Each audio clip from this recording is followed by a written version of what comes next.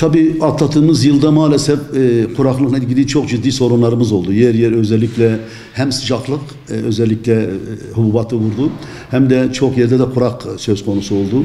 Dolayısıyla çiftçilerimizin gelirleri epey azalma oldu. Bu seneye gelince bu sene de halen bekliyoruz. Bu sene de kuraklık gözüküyor. İnşallah temennimiz bu bir an evvel yağmurlar yağarsa en azından belki bu kuraklığı atlatmış oluruz. Yani gördüğünüz gibi dünyanın dengesi değişmiş.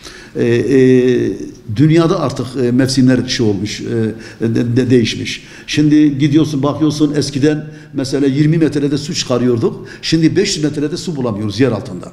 Zaten bildiğiniz gibi Türkiye su fakiri bir ülkedir. Ben zaman zaman televizyonlarda bakıyorum illerin, ilçelerimizin, beldelerimizin barajları tükenmiş, kurumuş. Dolayısıyla oralarda içme suyu tehlikesiyle karşı karşıya kalmışlar. Onun için yani bu kuraklıkta inşallah Allah halimize bakar. Bu kuraklık bir an evvel yağmurlar yağar, çiftçiler de işlerine gider, tarlalarına giderler, buğdaylarını ekerler, yaparlar. Dolayısıyla ben önümüzdeki aylarda, yıllarda pek istikbalimizin parlak olduğunu göremiyorum.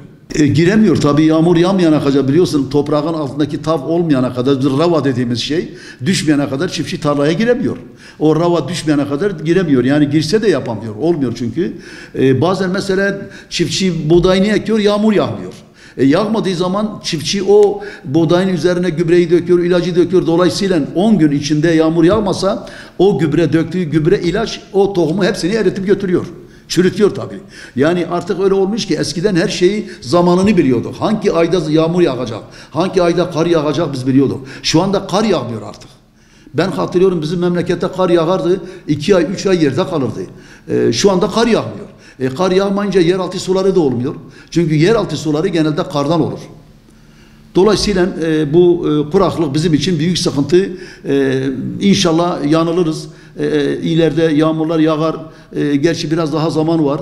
Ama bu zaman içerisinde yağmasa sıkıntılarla karşı karşıya kalırız. Şimdi tabii bu durumda biliyorsun bizim buralarda başı sulama büyük ağırlıkta.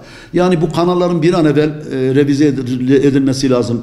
Tamir edilmesi lazım. Bu devlet su işleri tarafında yapılan kanalların hepsinin faaliyete geçmesi lazım. En azından azı kurtaralım.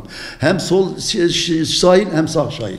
İkisinin de bir an evvel eksikleri varsa devlet su işleri tarafında onarılması lazım, yapılması lazım. Sulamaya hazır hale getirilmesi lazım.